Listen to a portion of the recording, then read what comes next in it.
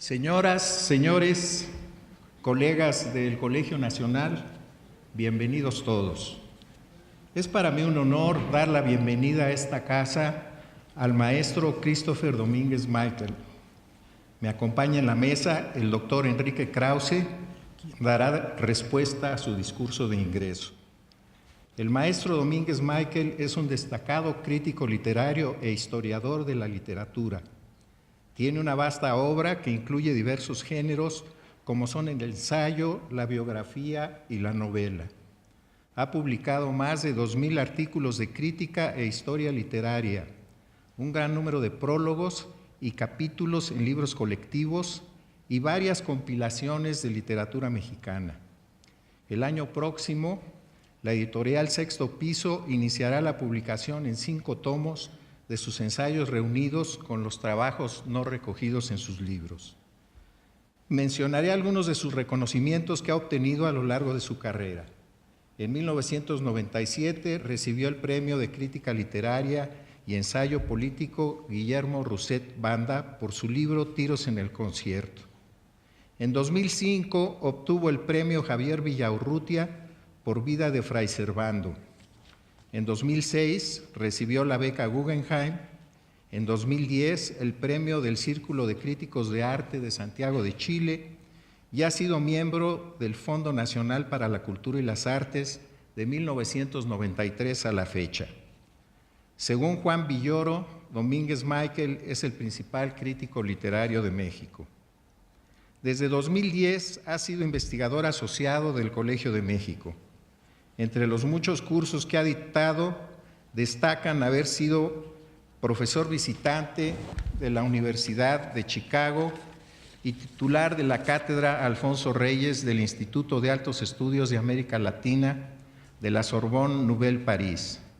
También ha sido conferencista en un gran número de instituciones nacionales y extranjeras. Hasta ahora ha publicado más de una decena de libros de crítica literaria y 2 biografías, Vida de Fray Servando y Octavio Paz en su siglo. Como historiador de la literatura, publicó con José Luis Martínez La literatura mexicana del siglo XX. Otra de sus obras es el Diccionario Crítico de la Literatura Mexicana, que ya fue traducido al inglés. Otros trabajos suyos también se tradujeron al inglés, al francés y al portugués. Ha sido miembro de los consejos editoriales de diversas revistas, entre las que destacan la Gaceta del Fondo de Cultura Económica, Vuelta y Letras Libres. Desde hoy, Christopher Domínguez Michael forma parte del grupo de literatos del Colegio Nacional. Maestro Domínguez Michael, bienvenido a esta casa. Tiene usted la palabra.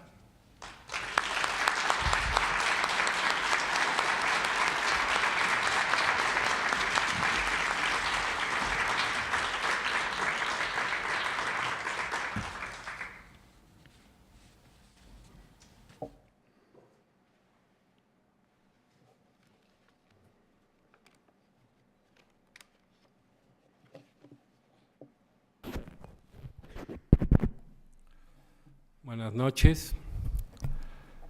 Agradezco a todos aquellos que hicieron posible, con su simpatía hacia mi obra, la elección que me ha convertido en miembro del Colegio Nacional, y saludo también con gratitud a quienes me honran con su presencia en esta lección inaugural.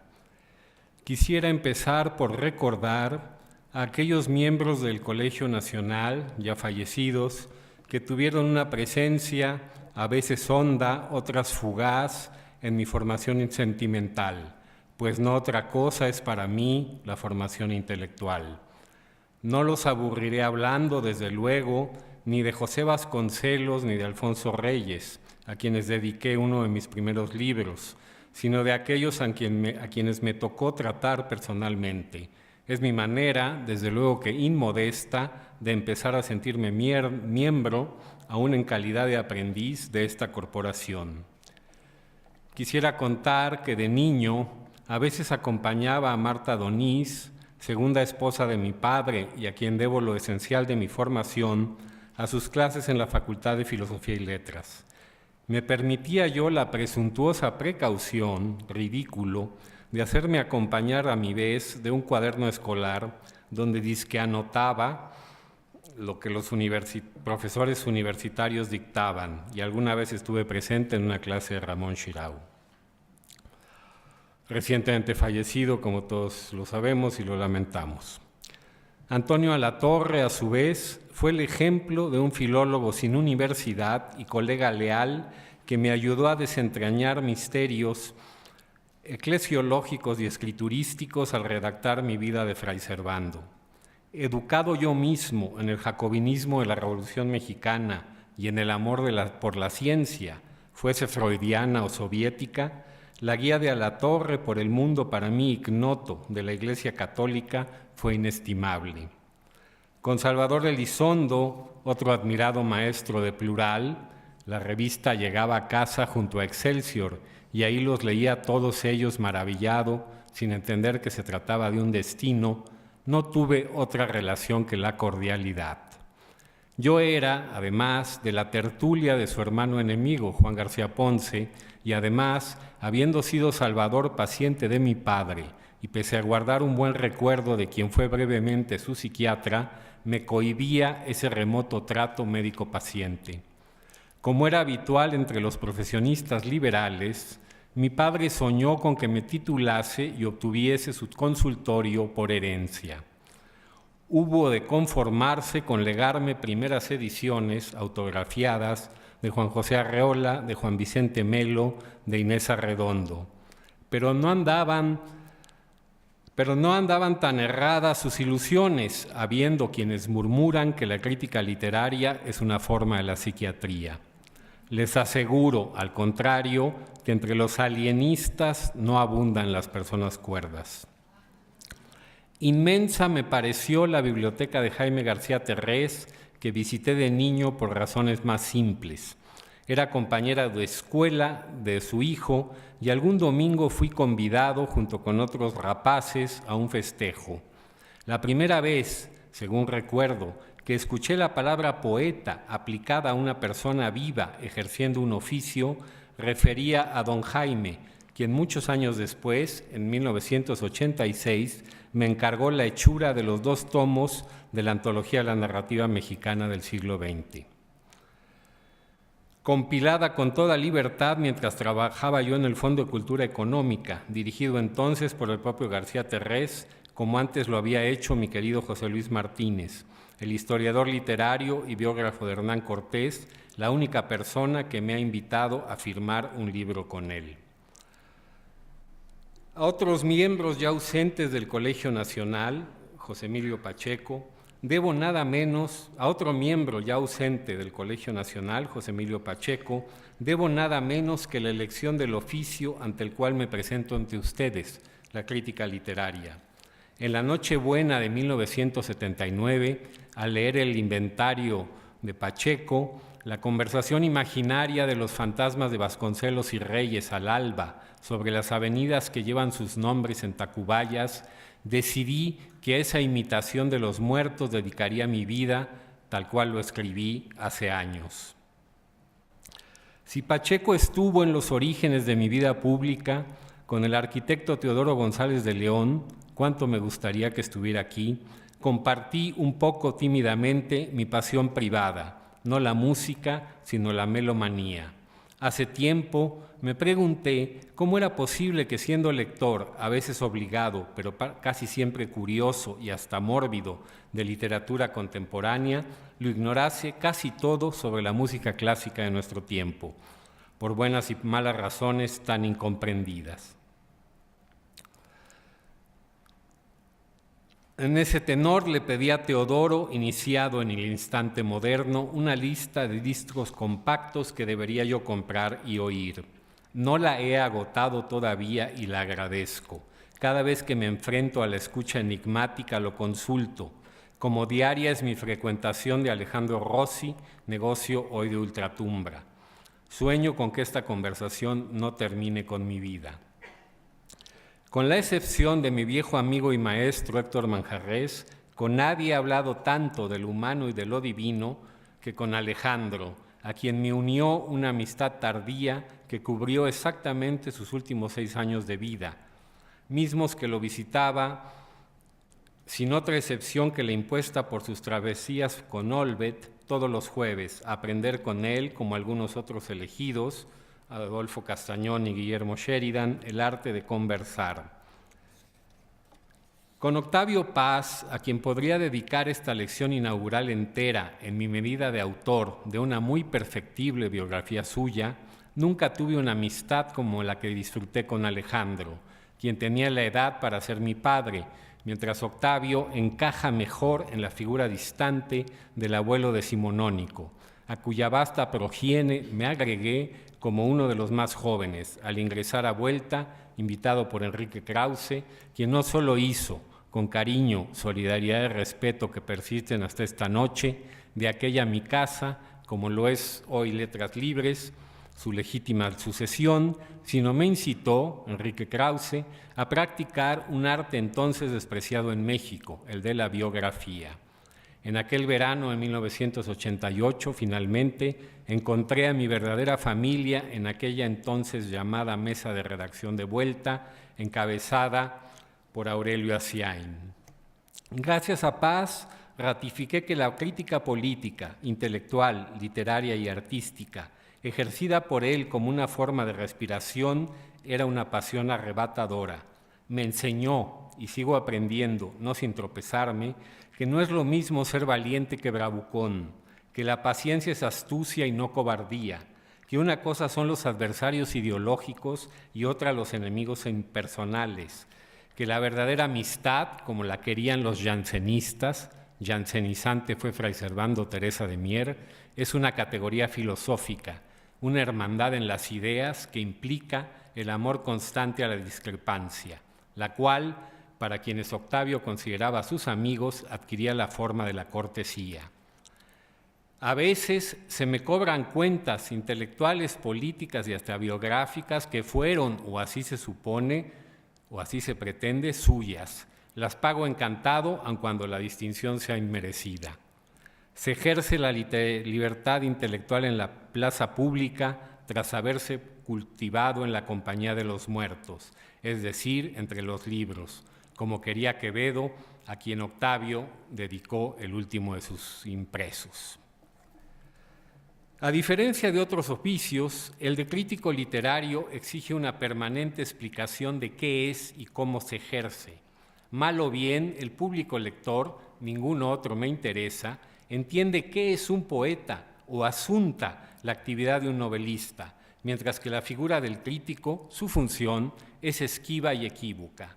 Es frecuente, al crítico peruano José Miguel Oviedo le gusta contarlo, que a los críticos literarios nos pregunten si además de criticar, escribimos, es decir, si nos dedicamos a la verdadera literatura, sea poesía o sea prosa.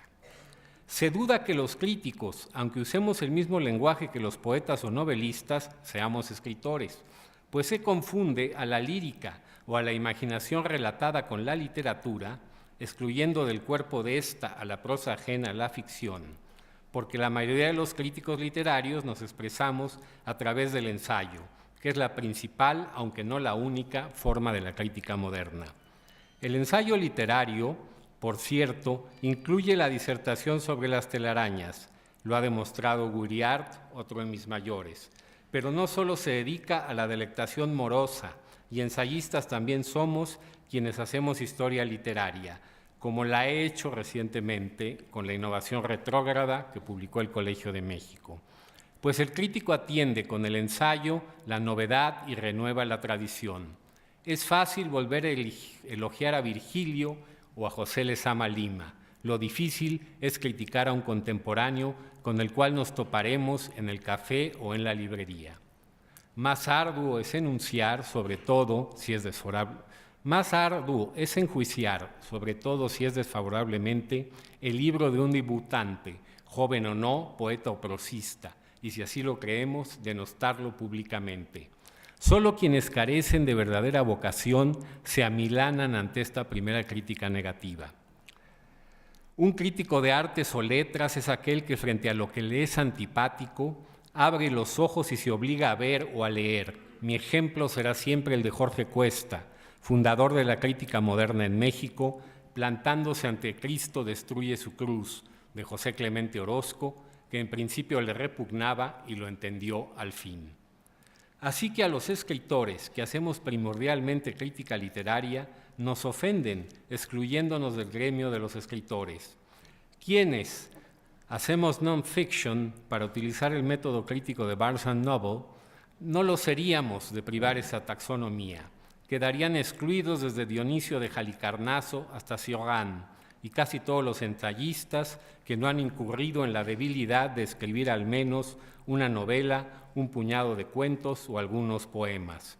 No todos los críticos somos grandes escritores, concluía William Empson, pero todos somos escritores.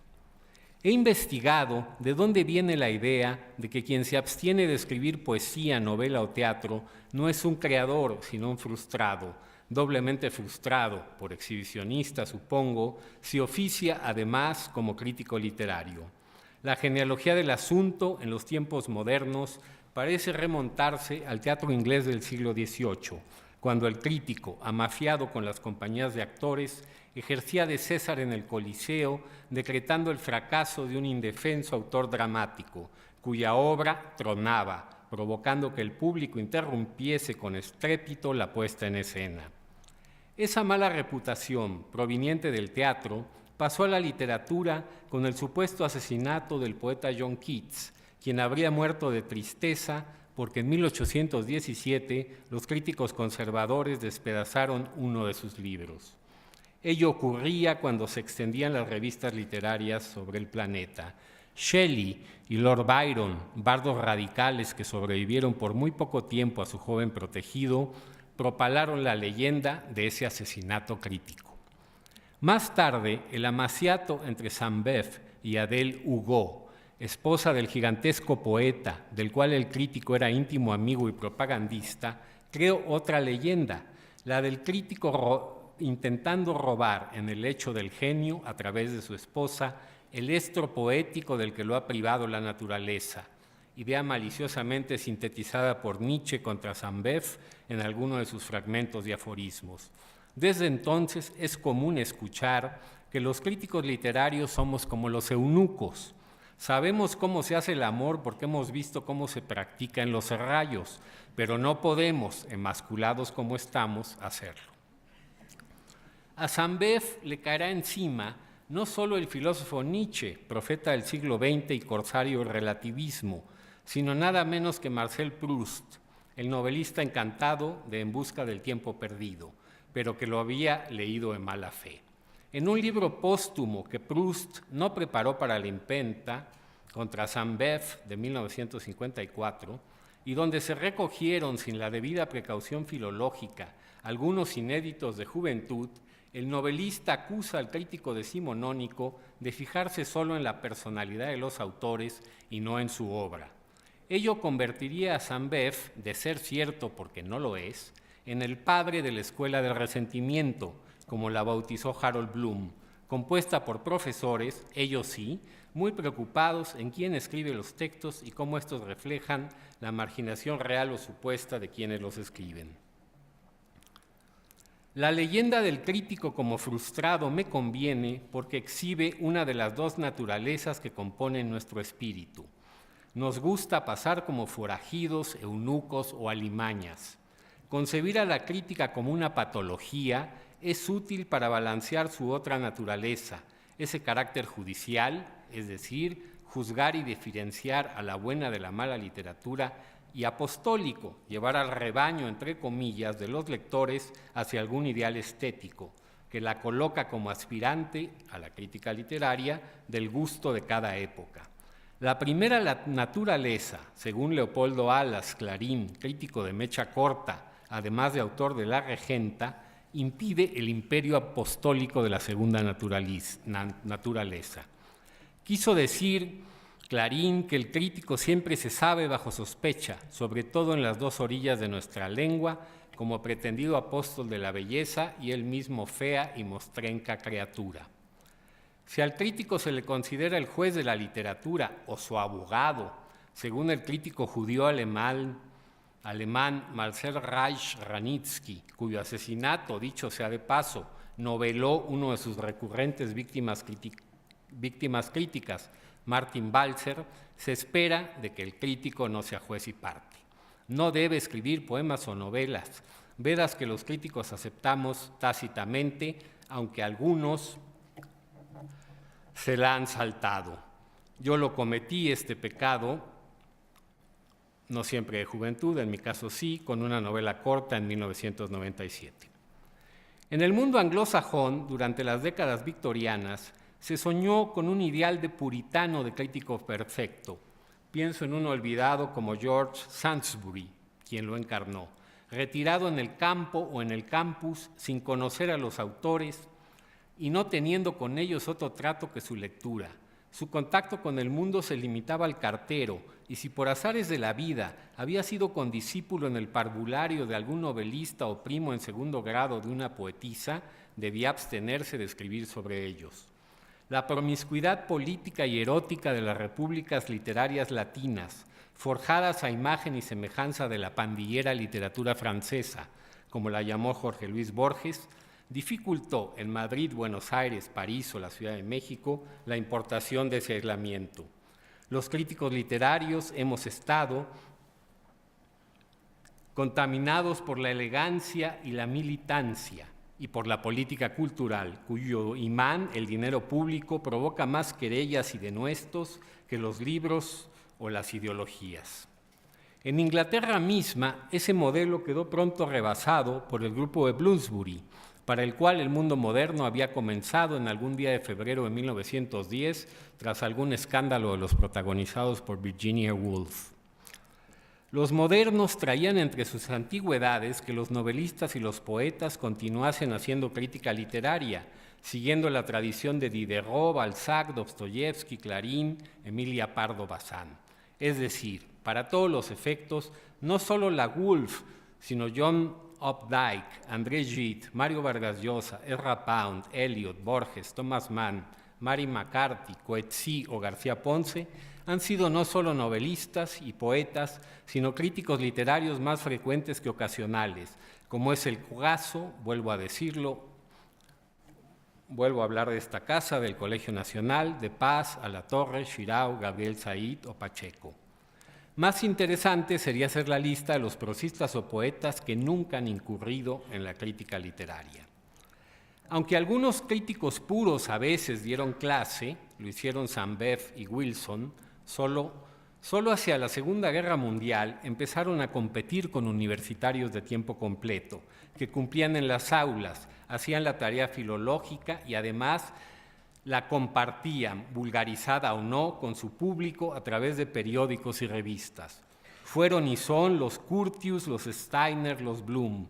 Pero, ¿a qué bando pertenecía, por ejemplo, un Lionel Trilling? ¿A la Universidad de Colombia o al público al cual orientaba libremente con sus libros y artículos? A los dos, ciertamente.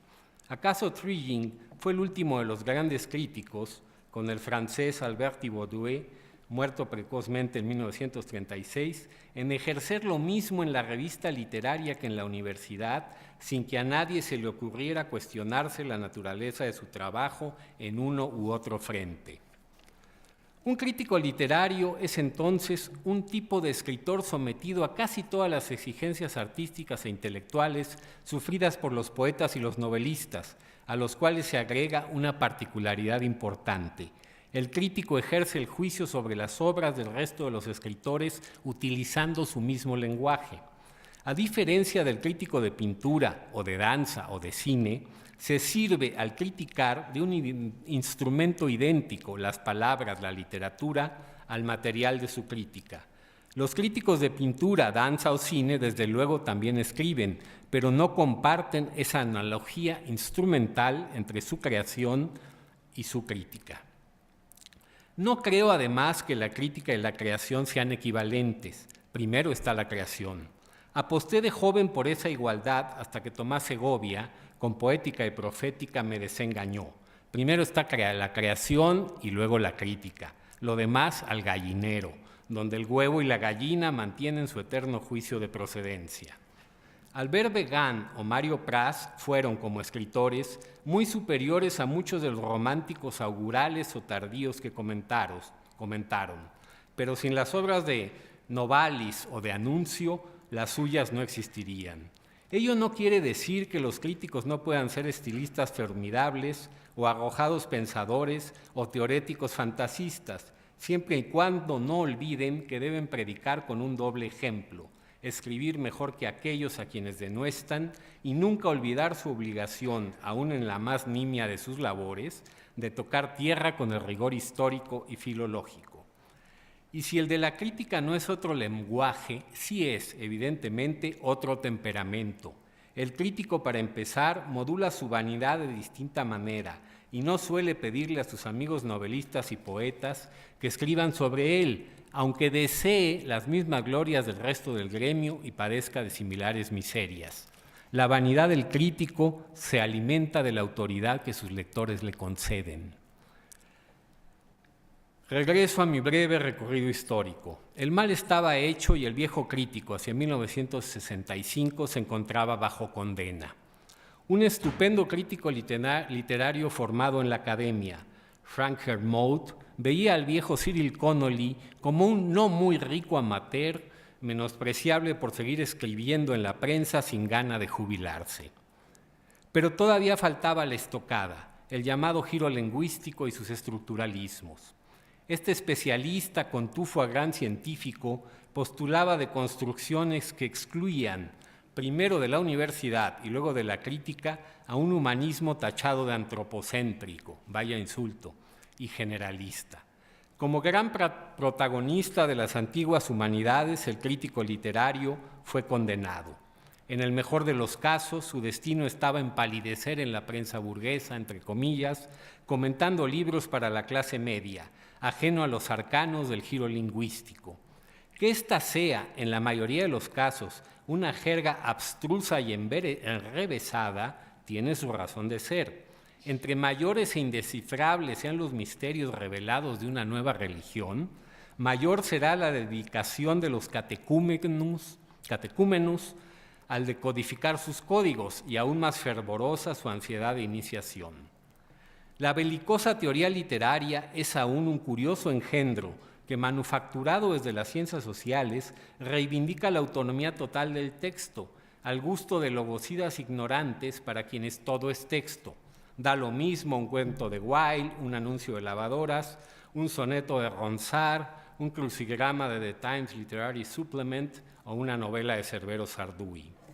El demonio de la teoría, como diría Antoine Compagnon, es mutante y poliforme, pero la herida abierta por Jacques Derrida sigue supurando. La literatura es un género discursivo como cualquier otro, se dice.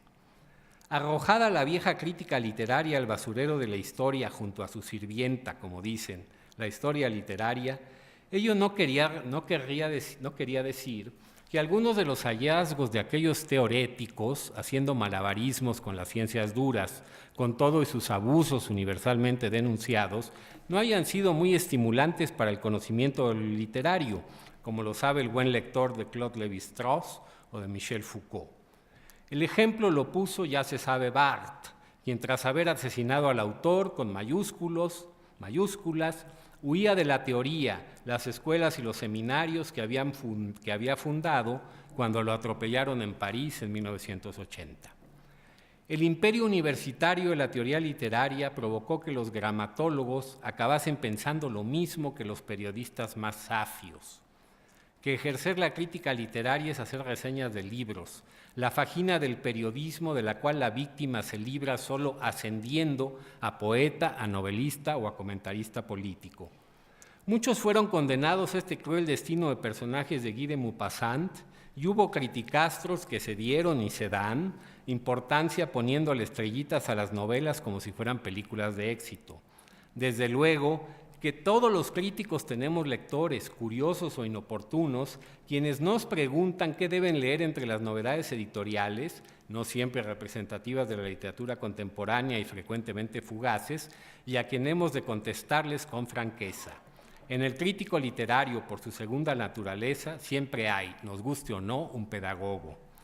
Pero creer que la esencia de la crítica es hacer reseñas es limitar al crítico literario a la más elemental de sus funciones, la de decidir si un libro es malo, bueno o regular, echando por tierra todo lo que hay de cultura humanística, percepción estética y calado histórico, en un retrato de Zambef, una invitación a leer de Woolf, una reseña breve de Borges, un comentario casi teológico de Eliot o un ensayo de Steiner, para poner 4 ejemplos de crítico literario. El puro, aquella crítica que también fue autora de novelas, un comentarista filosófico del cuento, el gran poeta del siglo XX o quien ha dado cátedra en las principales universidades de Occidente. Yo leo reseñas de Borges o de Zadie Smith, narradora británica nacida en 1975, que son breves y magistrales obras de crítica literaria. Lo repito deontológicamente, la reseña es la expresión mínima en extensión de un arte mayor, la crítica. Esta se expresa preferentemente a través del polimorfo ensayo, aunque lo ha hecho a través del tratado histórico, la fenomenología filosófica, la disertación académica, la poesía, Alexander Pope, el aforismo, los casos son numerosos, y un largo etcétera. Si la gran mayoría de quienes me educaron a leerlos son hoy profesores jubilados como Bloom, Steiner o Dennis Donoghue, ¿cómo podría yo ser antiacadémico? He sido adversario del giro lingüístico y de sus teorías literarias, que es distinto. Lo he sido gracias a Paz y al brasileño José Guilherme Melchior, otro de mis guías, quien relacionó a la secta postestructuralista con el culpígeno antiliberalismo predominante en el proletariado intelectual de nuestros días, como dirían los populistas rusos. Estas teorías y su planta académica han engrosado a la escuela del resentimiento, diría Bloom, dispuesta a dinamitar el canon humanista. La mayoría de los grandes críticos literarios no despreciaron la formación académica y algunos de ellos ejercieron la enseñanza y la erudición impecablemente, evadiendo, lo cual es esencial, la servidumbre con las modas teóricas e ideológicas que les imponían o sus jefes de departamento o la buena conciencia de sus estudiantes. Los malos críticos literarios académicos suelen ser los que fueron sucesivamente existencialistas, marxistas de varias obediencias, estructuralistas de precuela o de secuela, a bien de hecho hasta de psicoanalistas recorriendo todo el globo terapéutico. Un Curtius que se sirvió de Karl Jaspers, pero no se convirtió en una marioneta de los jasperianos, de la misma manera en que Erich Auerbach hizo de Mímesis una liberación personal casi poética. Barthes, ya se sabe, huyó del Frankenstein que inventó y hasta Menéndez Pelayo, tiempo atrás, se liberó del intemperante neocatolicismo de su juventud al descubrir que solo un moderno puede concebirse en clave tradicionalista.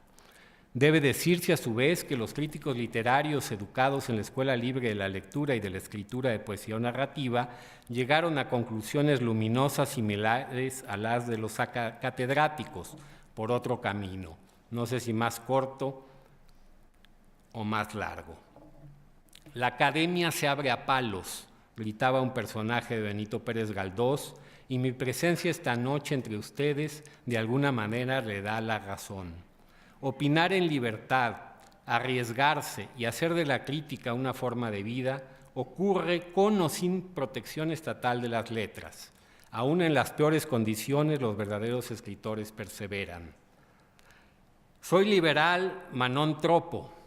Considero con Melchior que el Estado bonapartista debe cuidarle las manos al mercado cuando agrede o manipula crematístico las libertades del creador.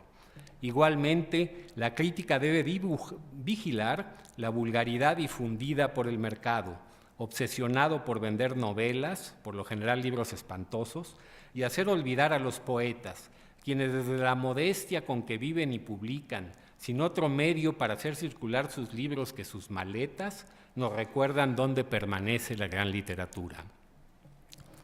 Por razones accidentales, apenas iniciada la universidad, la abandoné y no tengo títulos académicos. Pero no siendo académico, soy un crítico literario profesional porque a mis 20 años en México, año de 1982, me acogió con su hospitalidad intelectual, en su modestia económica y en su riqueza intelectual, el mundo de las revistas y suplementos literarios, creado por Paz y Fernando Benítez, entonces vigente, universo expandido hacia Proceso, donde gracias a David Huerta empecé a publicar reseñas regularmente, mientras también lo hacía con ensayos de mayor extensión en la Gaceta del Fondo de Cultura Económica. Desde entonces he podido ganarme la vida, primero modestamente, luego en la justa medianía, publicando artículos, dando conferencias y escribiendo libros. Me guiaba al principio la historia maldita de la literatura de Hans Mayer y su diario sobre la exclusión de los judíos, las mujeres y los homosexuales de la Ilustración, así como el marxismo autodestructivo por heterodoxo que le aprendí a Roger Bartra. Lamento que un joven hoy día y con mis ambiciones y sueños de aquel entonces vea esfumarse los espacios donde podría aprender a escribir con largueza en medio de la generosidad y de la exigencia. Los nativos de la red habrán de dar su batalla. Me ofrezco a acompañarlos como rémora pegada a la proa de su navío. Aunque rehuyo la superstición de que la época en que vivimos siempre es dueña del monopolio de todas las desgracias, es imposible negar que aunque el libro electrónico y tradicional goza de buena salud, no es la nuestra una buena época para la crítica literaria, como lo fue durante siglo y medio al acompañar el nacimiento y el desarrollo del romanticismo. Eso fue cuando una mujer, Madame de Staël, se olvidó en 1800 de las bellas letras y empezó a hablar de literatura. Esa literatura, la moderna, fue el paraíso perdido de la crítica. Un ensayo literario de Eliot, de Ortega y Gasset, de Gide, de Simone de Beauvoir o de Paz eran materia para empezar de la expectación periodística. Pero en un mundo donde pareciera imperar la opinión ejercida a través del fugaz dicterio impuesto por las redes sociales, las ideas se confunden más que nunca con los hechos y los autores son despachados fuera de contexto en 145 caracteres. Salvo alguna excepción propia del ingenio aforístico, esta práctica atenta contra la reflexión pausada y el silencio a profundidad requeridos por la lectura.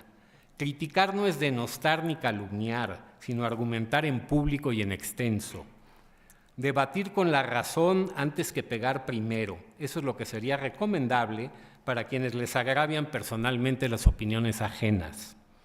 En todo caso, necesitamos leyes justas, expeditas y eficaces, no personas ofendidas ejerciendo la microagresión del performance, como lo ha dicho Martha Nussbaum. Si la edad de la literatura, con esas horas dedicadas al silencio sobre las que ha meditado Marc Fumaroli, ya terminó, veámosle su lado benigno a la mala hora. Se irán quienes no tienen tiempo para leer y nos quedaremos en soledad los happy few. Al nefasto imperio de la opinión fugaz, ante el tuit o la recomendación vía YouTube, que sería fácil remitir al siempre concurrido, ayer y hoy, corral de la vulgaridad, se agrega la jibarización de los espacios que en el periodismo tenía, gracias a las revistas y los suplementos culturales, la crítica literaria, discípula de la literatura y a la vez su maestra. Siempre he pensado que el sueño de todo crítico literario ante los escritores debería ser algo semejante a la relación entre Haydn y Mozart. Habiendo sido su maestro el primero, quien lo sobrevivió, morirá siendo el más dotado de sus alumnos. A la reducción de los espacios críticos se agregan nuevos tiempos de verdades alternativas y nuevos santos oficios de la Inquisición, prestos a reemplazar a los antiguos. Las primeras permiten que se mienta a sabiendas y se gobierne mintiendo. Siempre ocurrió quizá, pero nunca había sucedido con tan portentoso cinismo. A su vez, el espíritu inquisitorial proviene hoy día de la libertad, como antes se apoyó en la opresión. Qué bien que así sea. Pero nos internamos en un mundo de palabras prohibidas, consideradas por los activistas de la susceptibilidad como impronunciables. establecen estos novatores puritanos un nexo perverso y una consecuencia ilógica, insisto, entre las ideas supuestamente nocivas y las costumbres más intolerables. Las consecuencias han sido del todo contraproducentes. Frente a la identidad multiplicada, hoy gobierna en Washington, sostenido por el báculo del tuit, un energúmeno que en nombre de la libertad de expresión la persigue y la denigra. Quienes creemos anticuados que el genio posee los dos sexos del espíritu, somos acusados de misoginia y aún de cosas peores. En una literatura que se convertiría en la mexicana, fundada por una mujer, Sor Juana Inés de la Cruz, un crítico literario como yo no podía sino ser un recurrente comentarista de nuestras escritoras. Desde la gran narradora y dramaturga Elena Garro, pese a su odioso y documentado comportamiento durante el movimiento estudiantil de 1968, fuente ya cincuentenaria de nuestras libertades públicas actuales, hasta las más jóvenes de nuestras autoras, son pocas las escritoras de importancia que se han librado en mis juicios, acertados o no. Fui educado por feministas y solo en eso soy un orgulloso hijo de mi siglo. Mi feminismo es el clásico, basado en la igualdad y no en la diferencia. En unos días en los que no profesar las ideas de Judith Butler es juzgado como una falta a la moral pública. En el camino al infierno de las verdades alternativas han estado, entre otras pócimas, las buenas intenciones, raza, género e identidad de la Escuela del Resentimiento. Hay quien me considera un crítico literario en exceso politizado o rehén postrero de las ideologías profesadas en mi juventud. Es cierto. Aunque en ello no soy muy distinto, me temo, a los críticos literarios de los que me considero prosélito. Si es verdad, como lo decía Matthew Arnold, que la literatura es la crítica de la vida, es natural que el crítico haga de la propia crítica una prolongación de la literatura por otros medios, y estos son los de la historia y de la política. Intrusivos, pues toda crítica tiene su origen en la Ilustración. Tanto Zambef, Menéndez Pelayo y Wilson escribieron obras polémicas del orden histórico y político. Port Royal, Historia de los heterodoxos españoles, y Hacia la estación de Finlandia. Zambef buscó en un monasterio a la espiritualidad jansenista que hizo de Francia la frontera donde empataron su partido, la Reforma de hace 500 años y el Concilio de Trento que la quiso domesticar. Don Marcelino se propuso exorcizar a los demonios que desvelaban a la España negra del trono y del altar, y el desvelado acabó siendo él. Wilson empezó el rompimiento con la Revolución Rusa, la amante del siglo XX. Los tres, pudieron ser muchos otros los ejemplos, hicieron, erráticos o virtuosos, política desde la crítica literaria, pues en la literatura veían el espejo capaz de deformar, como lo desea el arte, nuestra visión de la sociedad.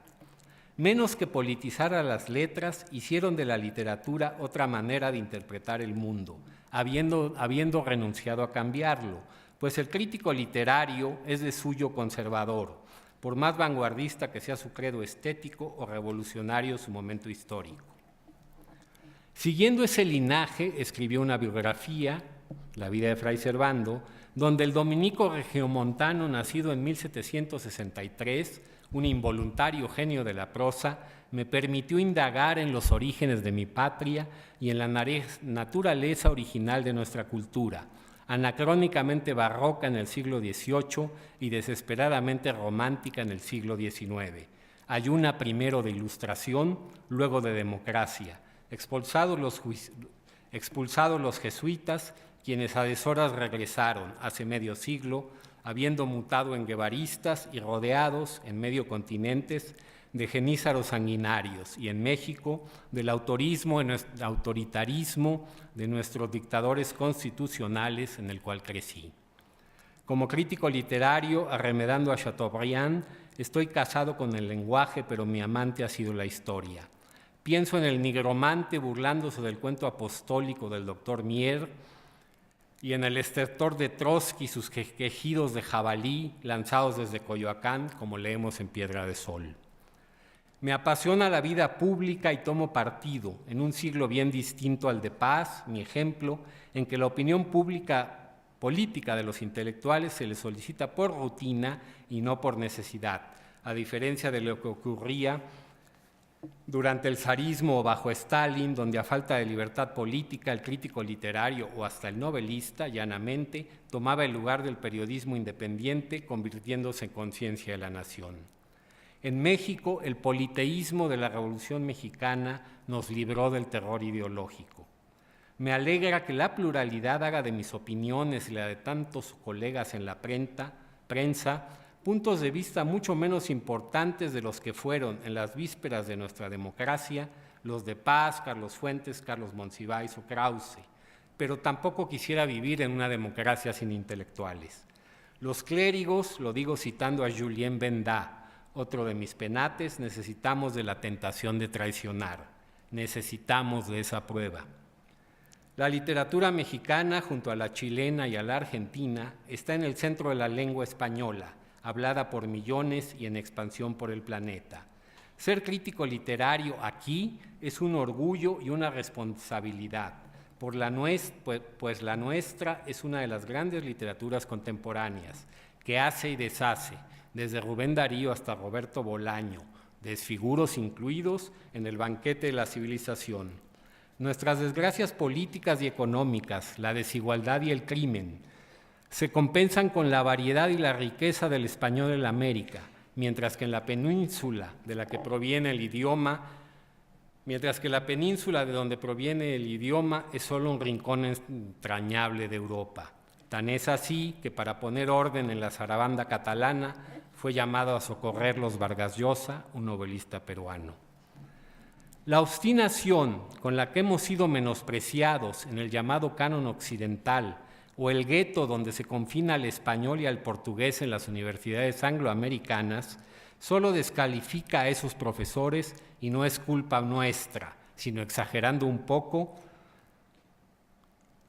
consecuencia del desastre de la Armada Invencible en 1588, que hermanó a la decadencia del Imperio Español con la postración de sus letras, hasta entonces regentes del gusto de Montaigne o Shakespeare y revividas hace más de una centuria por el autor de prosas profanas.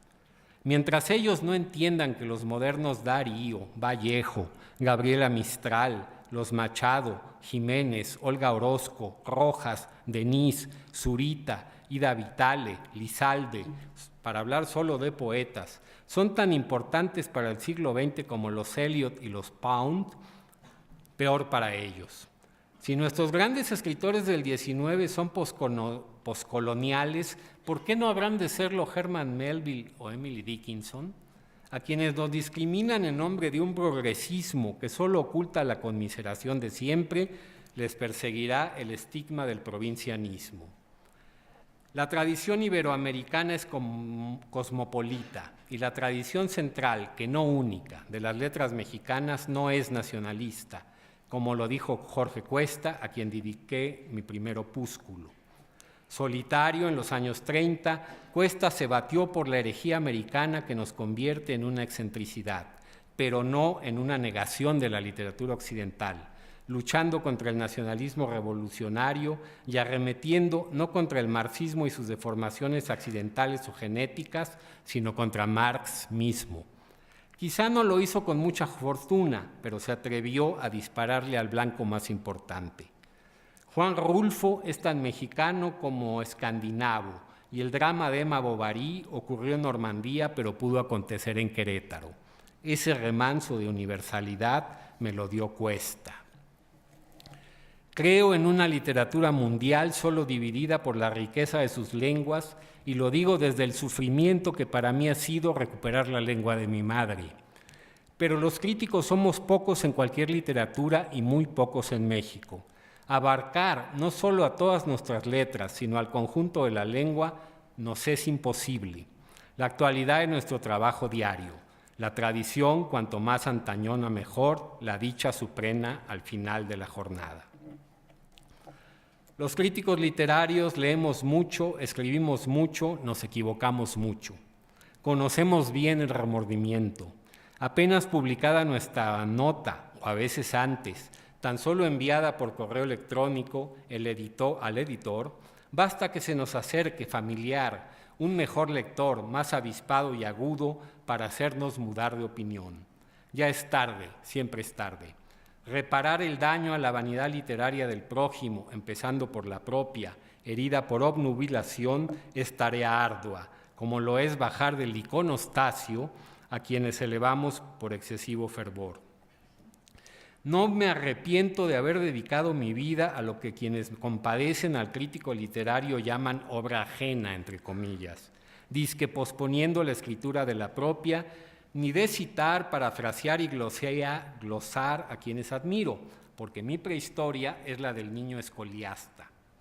Gracias a quienes he comentado, tengo mis libros sobre autores de nuestra lengua, sobre clásicos decimonónicos y modernos. Un crítico literario, pese a su reputación malévola, tanto la autocultivada como la propalada entre el público, suele ser esencialmente un entusiasta. Si alguien fuese condenado a la pesadilla de leer mis cientos de textos, encontraría, acaso con sorpresa, que la gran mayoría festejan autores y textos. No deja de ser una paradoja que Sainte-Beuve, habiéndose equivocado garrafalmente ante Honoré de Balzac, Gustave Flaubert, Stendhal y Gerard de Nerval, como Proust se lo imputó de manera póstuma y célebre, haya sido y siga siendo el padre de la crítica moderna. Quizás se debe, como lo sostiene Roberto Calasso contra Proust, a que dejó Sainte-Beuve también unas palabras enigmáticas sobre el más moderno de todos ellos, el poeta Charles Baudelaire.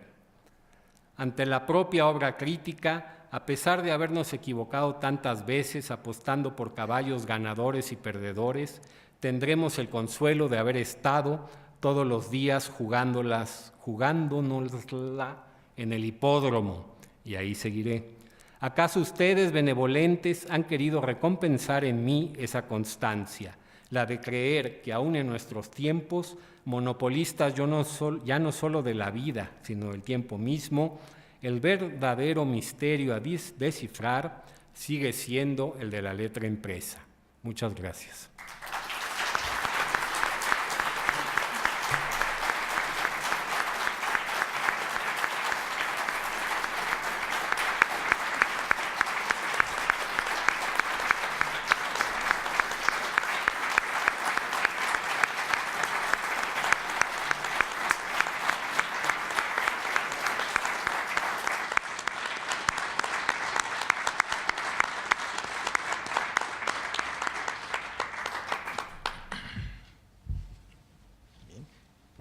Ahora le toca responder a la lección inaugural de Christopher Domínguez Michael al doctor Enrique Krause. Como quieras, donde te sea más cómodo.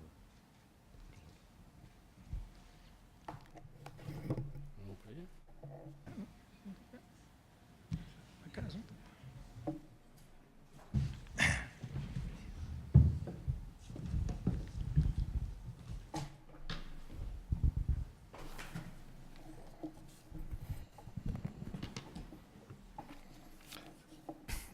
Muy buenas noches. En la tradición de las meditaciones de Marco Aurelio, Christopher Domínguez Michael, quiero empeñarme en mencionar su segundo apellido, ha dado inicio a su conferencia magistral en el Colegio Nacional, rindiendo homenaje de gratitud a sus maestros. No me sorprende este acto de filiación. El primer escrito suyo que recuerdo fue un árbol genealógico de la izquierda mexicana, esa familia rijosa y desavenida, plena de sueños generosos y pequeñas mezquindades, a la que Christopher, como su abuelo intelectual Octavio Paz, pertenecerá siempre, no solo por su biografía, que de joven lo llevó a militar en el Partido Comunista Mexicano y a vivir unos meses en la URSS, sino por sus lecturas primeras, por su ambición de leer al mundo y cambiarlo, y por su pasión crítica. Pero la crítica, asumida como lo ha hecho Domínguez Michael, no es, como en tantos casos, un dogmatismo airado e indolente o una negatividad enamorada de su propia autoproclamada belleza moral. La crítica de Domínguez Miquel es todo lo contrario, un ejercicio de coherencia intelectual, estética y moral, una labor incierta, valiente y solitaria, estrictamente un laberinto de la soledad. No es otro el tema de su conferencia. La crítica literaria es una vocación solitaria, desplegada contra viento y marea, descalificada por poetas y narradores, sometida a sospechas de mezquindad, envidia y doblez, enfrentada desde hace décadas a la pedantería académica y suplantada ahora por las redes sociales, esa hidra de banalidad, fugacidad, intolerancia y mentira que se ha apoderado de nuestras mentes y nuestro tiempo.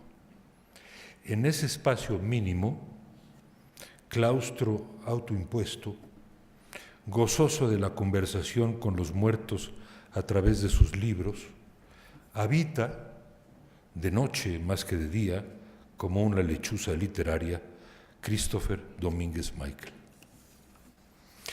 ¿Qué ha hecho con esa vocación? A la edad de 55 años, la cosecha es magnífica. Para apreciarla los invito a dar conmigo un breve paseo por 9 estaciones en su obra. Cada una merecería una conferencia aparte, pero estoy seguro que sus temas serán objeto de decenas de conferencias que el propio Christopher impartirá en esta su nueva casa, el Colegio Nacional. Será un deleite escucharlo y alegra pensar que habiendo logrado tanto, comienza apenas su siglo de plenitud. La primera estación es su antología de la narrativa mexicana del siglo XX, 2 tomos que apareció por primera vez en 1989 y en 1991. Profusamente prologada, sigue siendo la muestra más amplia y representativa de nuestra narrativa, cuento, novela, crónica, publicada en el siglo XX.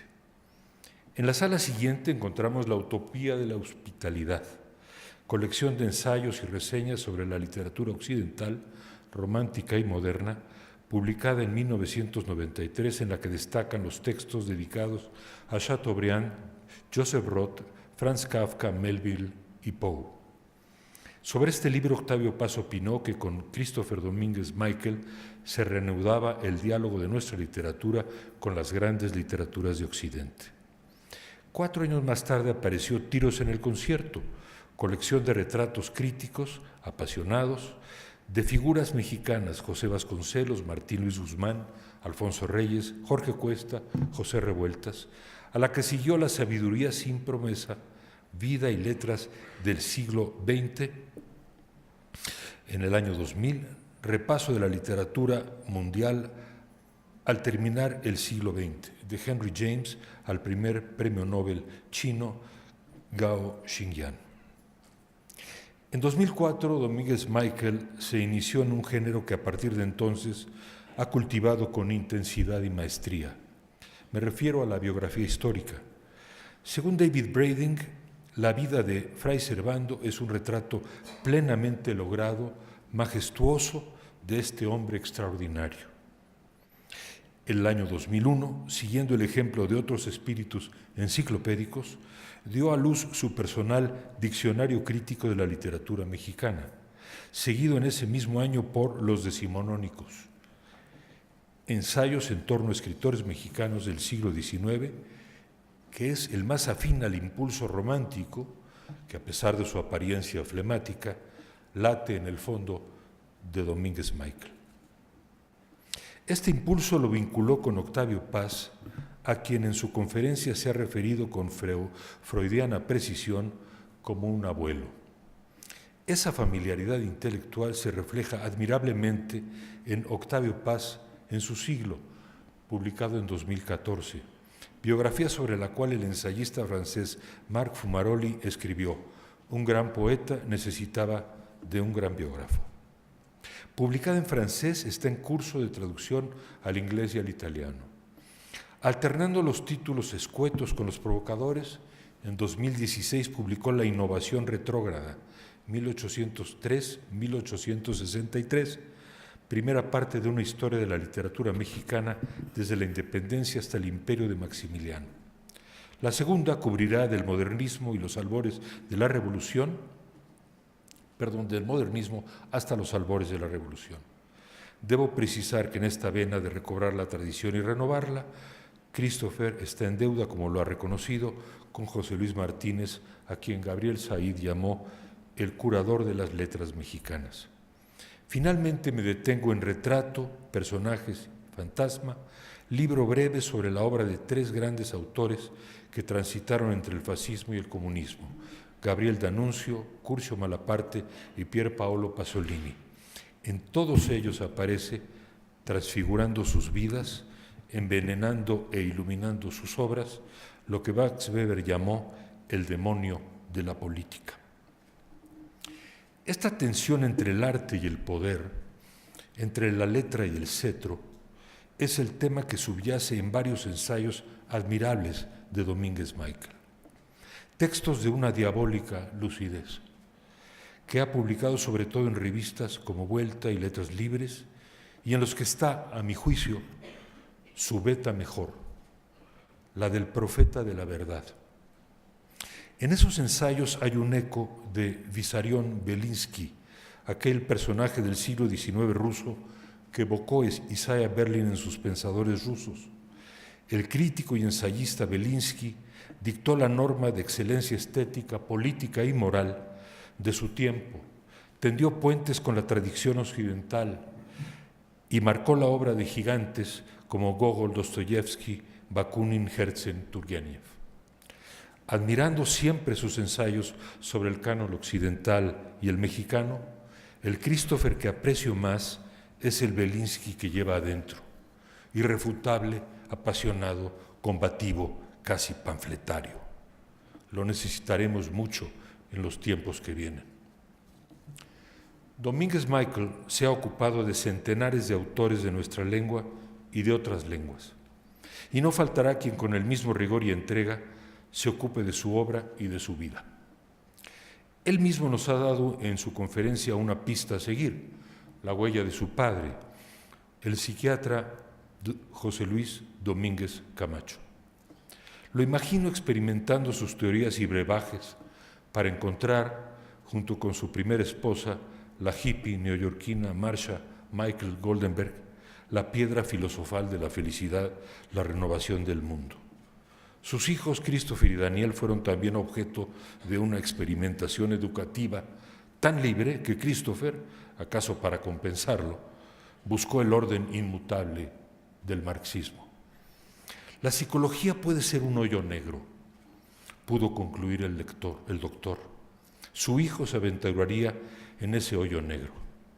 Tendería en el diván a cientos de autores para extraerles su clave, para comprenderlos, aquilatarlos y, marxista al fin, para situarlos en el orden universal y redimirlos.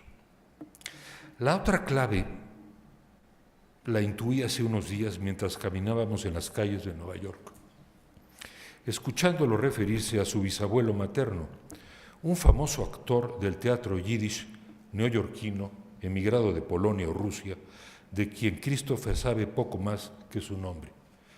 Se llamaba Samuel Goldenberg.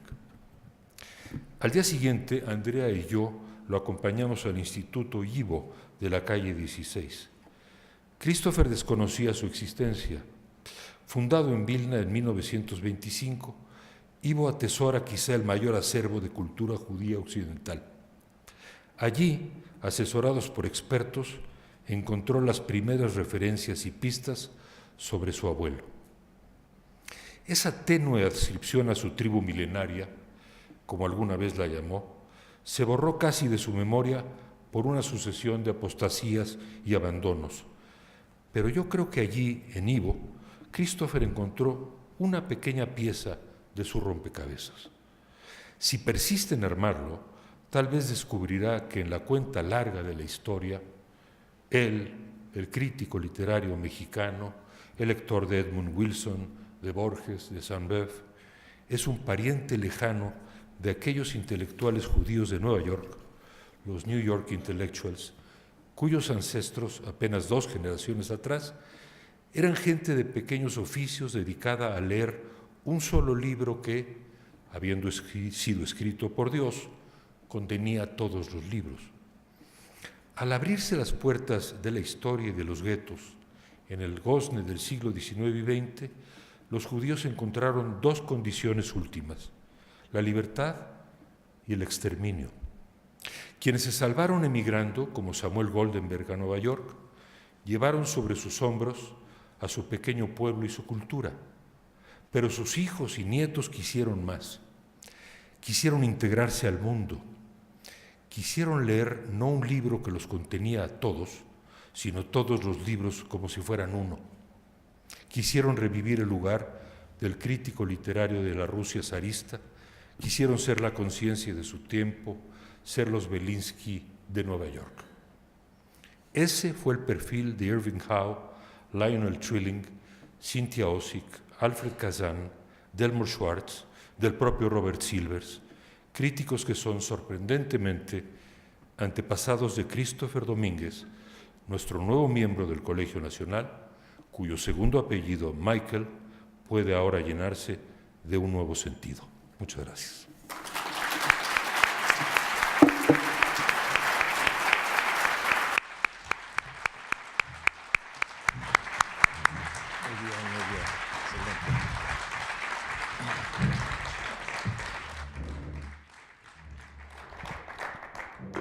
Vamos a pasar al momento de la entrega de diploma y distintivo.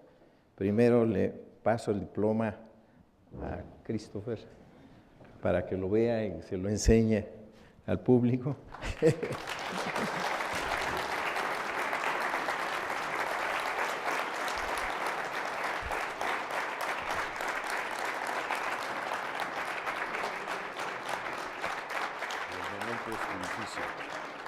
Y ahora viene el momento difícil de poner este distintivo, para lo cual se necesita... Déjame ayudarte.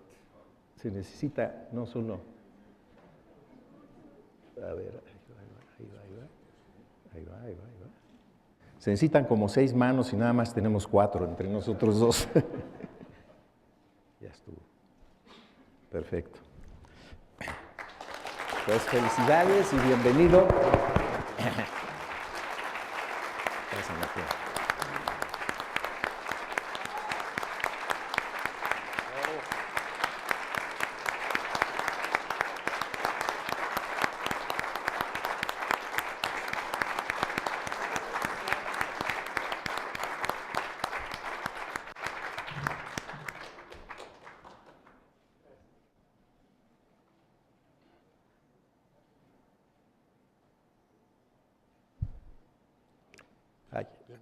Hay un brindis de honor en la parte baja del lugar. Después de que feliciten a nuestro nuevo miembro, están invitados a pasar a la planta baja.